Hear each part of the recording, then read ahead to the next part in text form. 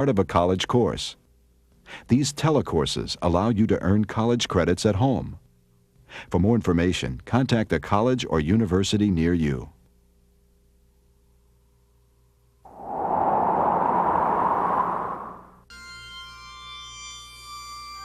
In nature, all organisms depend on their environment and each other to survive. Plants use the sun's energy. Herbivores eat the plants. Carnivores hunt the herbivores. Biologists call the study of these interactions ecology, and with it they reveal a complex series of relationships, a web of life that sustains us all.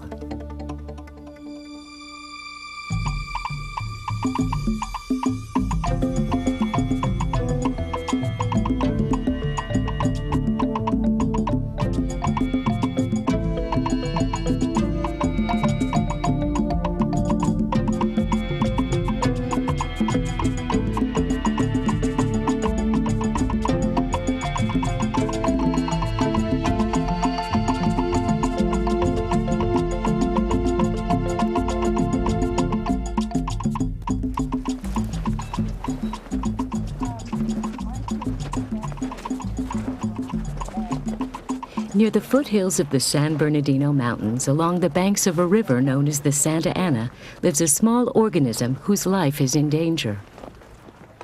So there's a nice dense population over there.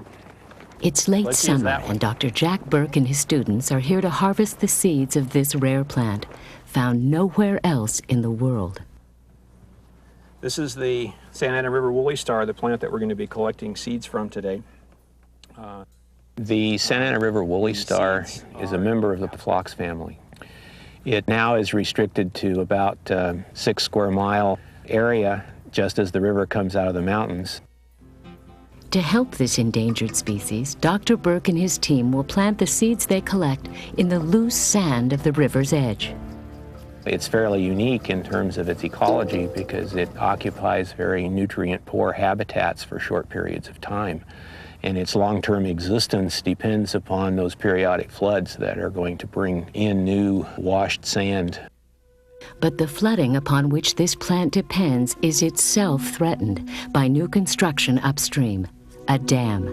This will not only affect the woolly star, but many species in this community of organisms. It is not the single species necessarily that's so important, but how that species interacts with a variety of other organisms in its environment. And if you damage or injure any one of those species, then it can have a ripple effect throughout the community of organisms, and the interactions can be very negative on a variety of species. The woolly star represents a single strand in an interacting web of living organisms that depend on each other for their survival. The woolly star also is a species that comes in and helps to stabilize the sand deposits immediately after a flood event. And without the woolly star, there are fewer species that will come in and help stabilize these sand deposits. As an endangered species, the woolly star also serves as an important barometer of this habitat's health. That's one reason why it's important to be concerned about species that are becoming rare. They are a sensor of the habitat, really. There's always been rare plants, there's always been rare animals, and they're the ones that are going to be the most sensitive to changes in habitat. So, to gauge the health of this community, scientists must continually monitor the population of sensitive plants in this region, including the woolly star. One of the things that we're doing with the Santa Ana River woolly star now is beginning demography studies, or studies where we're counting the numbers of individuals in various size and age categories in order to project the population into the future and make sure that we have some warning as the population numbers start to go down. The plots that we use for our studies are located geographically by a global positioning system. which is a system of satellites. We take the receiver into the field with us, and we can locate quite precisely locations of study plots or particular plants. It says they're real close to the... Biologists use various means to sample the environment because it would be impossible for us to literally go out and look at an entire environment and count every individual. One of the ways to do that is to set up what is known as a line transect. These are simply tapes that we lay out, and we go along and look at the distance along that tape that is intercepted by each plant. 3.5 meters bare ground. And record the species name and the distance that's covered by that particular individual. 0.5 meters woolly star. Once gathered, scientists can plot this data in a population growth curve. The growth curve is a mathematical representation of the rate of change in numbers of individuals in a population through time. Different kinds of organisms have different kinds of growth curves. Organisms that live in temporary habitats, mosquitoes or flies or bacteria, are examples of organisms that have J-shaped growth curves. Populations of small, short-lived animals often grow in J-shaped patterns.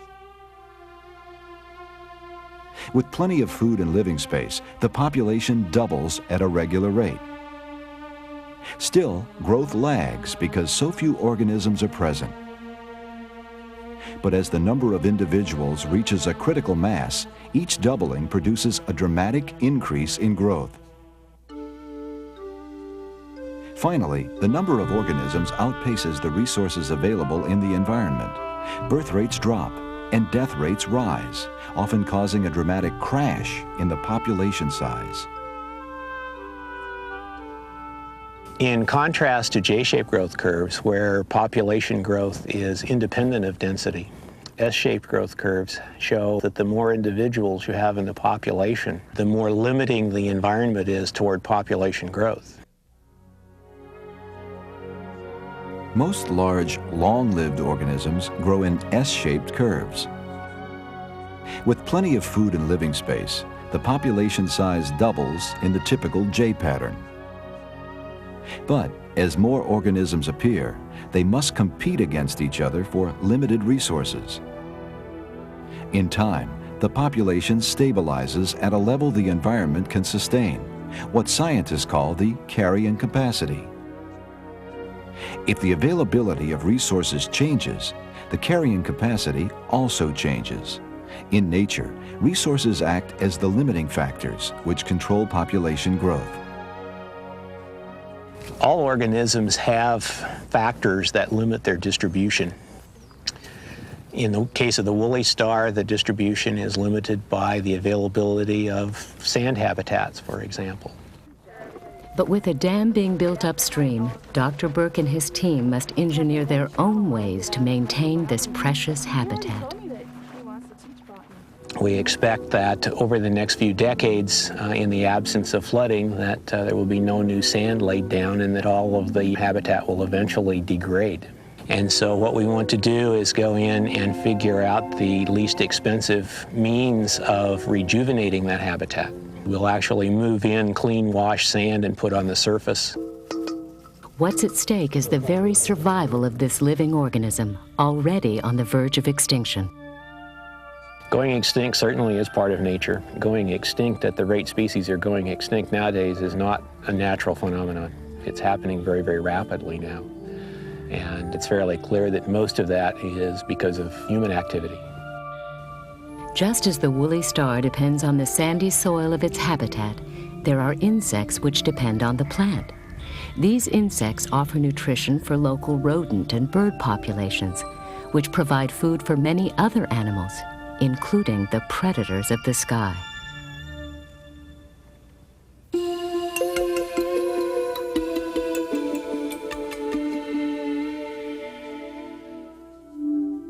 As the afternoon dims over Star Ranch Wildlife Sanctuary, biologist Pete Bloom prepares for a nighttime drama.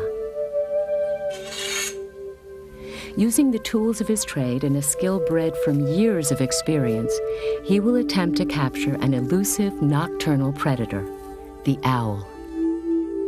In terms of trapping, the best location if we want diversity and for a number of owls is to trap in the woodland areas. This is where all of them nest and most of them hunt.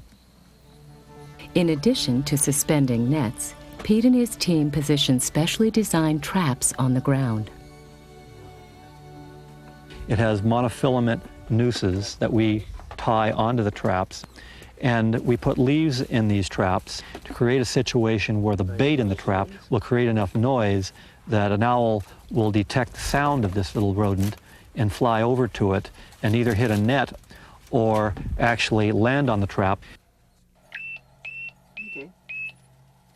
We have a transmitter that's attached to this trap and a receiver which we monitor from a half a mile or a mile away. Owls and the rodents they hunt represent just a few of the species which make up this community of organisms. Community is a group of associated species that tend to occur together all the time. For example, sycamores and cottonwood trees tend to occur together and along streams, and so they become indicators for the riparian community. Abutting the riparian community, but some distance away from the running water, you get these deep-rooted trees that we call the oak woodland. In this particular case, at Star Ranch Audubon Sanctuary, the oak woodland riparian community consists of a half a dozen species of owls, and we have a population of small rodents, and the owls take all of them to varying degrees, different proportions.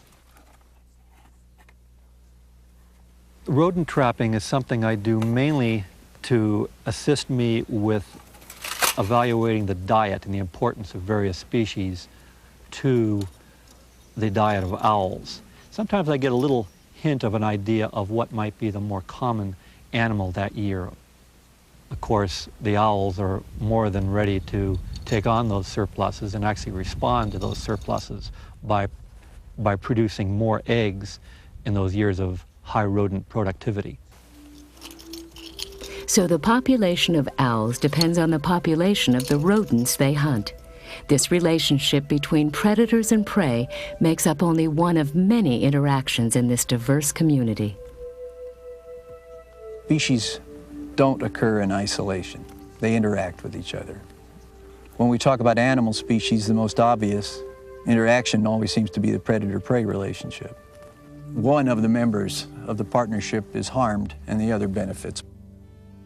Another type of interaction that benefits one species over another is called parasitism.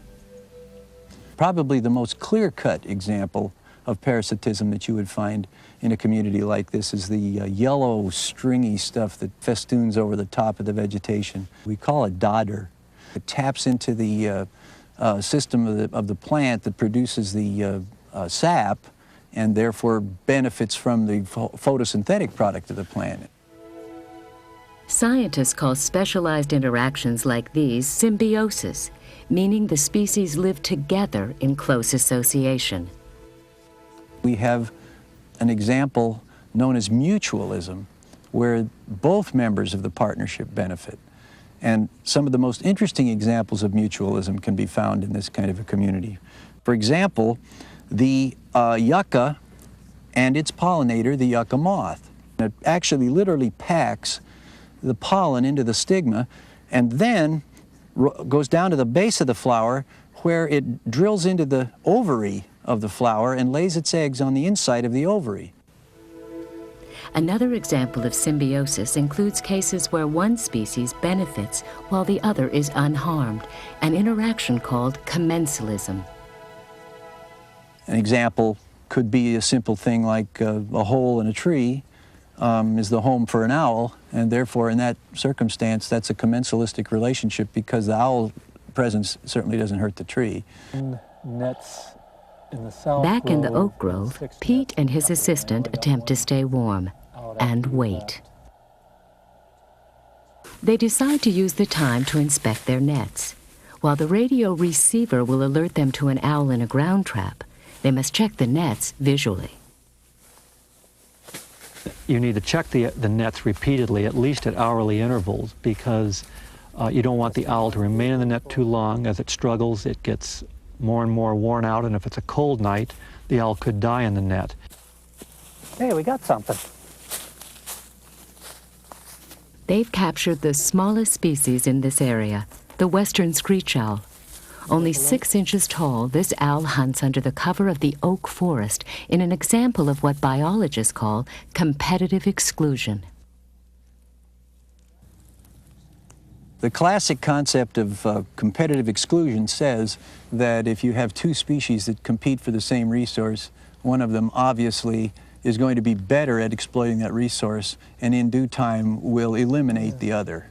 There are 4 species of owls that occur in this community, and 3 of them are extremely common: the barn owl, great horned owl, and screech owl. These owls all have their own little niche. They may occupy the same area in the same space, but they utilize that habitat differently. So what will occur is that the larger owl, a great horned, will prey on larger prey. Medium-sized barn owl will prey on medium-sized rodents, and then the smaller screech owl will prey on smaller ones, and in so doing, divide up the wealth and reduce competition as much as possible. Approaching midnight, just as the two begin to wonder if their radio receiver is operating, the signal arrives. There we go.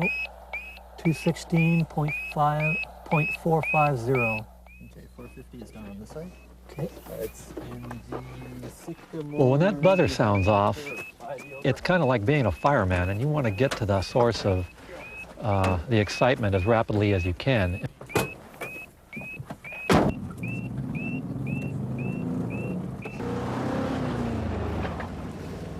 Okay, here we are, here we are.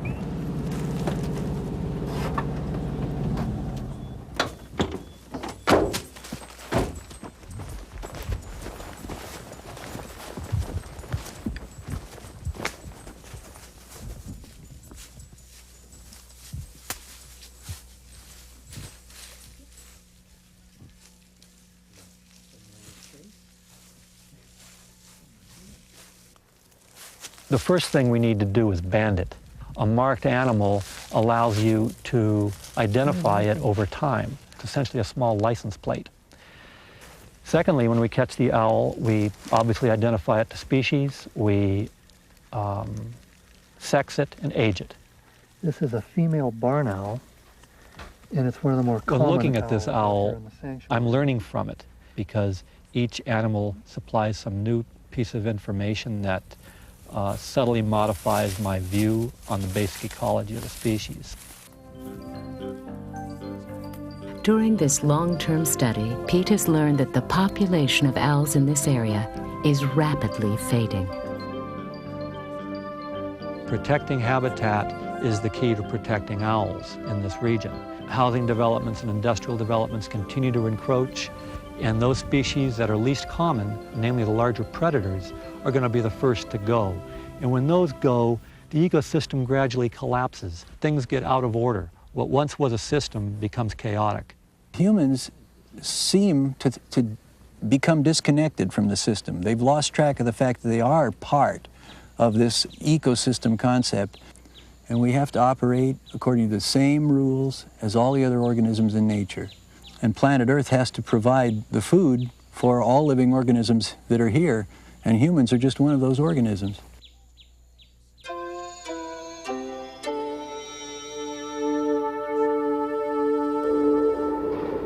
Biologically speaking, Homo sapiens are one of the most successful species on Earth. Through our ability to postpone the effects of natural population controls, our numbers have grown with astonishing speed.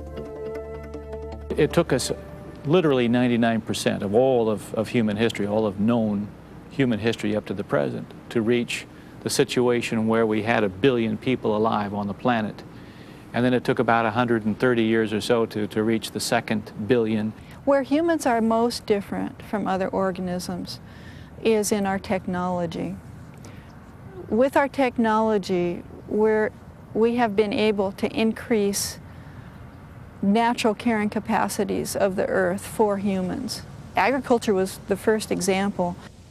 The first real control over the environment that we were able to achieve occurred about 10,000 years ago, and that's what we call the agricultural revolution, where we managed to control the food supply to the extent that we domesticated plants and animals and were able to grow our own food rather than be completely dependent upon the whims and fancies of nature.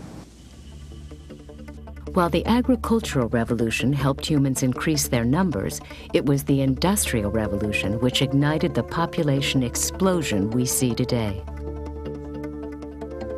With the Industrial Revolution, we were able to harness other sources of energy. We were able to begin to feed ourselves better, and we found out how to raise our standard of living to help control the spread of disease by cleaning up the water supply. As soon as a country really cleans up its water supply, it already begins to see a reduction in infant death rate.